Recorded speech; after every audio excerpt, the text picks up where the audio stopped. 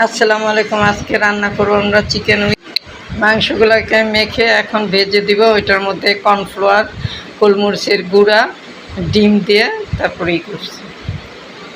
ভালো মতো ভেজে নিব। ভাজা হয়ে গেছে, এখন সস দিচ্ছি,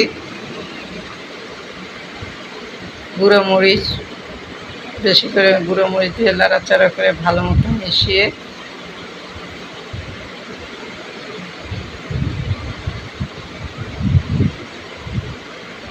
মিষ্টান সস দিলাম।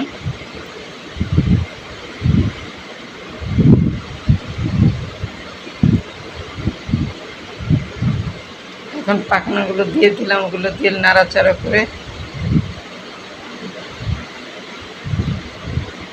ভালো মতো নেড়ে চেড়ে নেব, যেন ভালো মতো মশলাগুলো ভিতরে যায়। এখন আবার তিল দিয়ে দিলাম। আল্লাহ হাফেজ।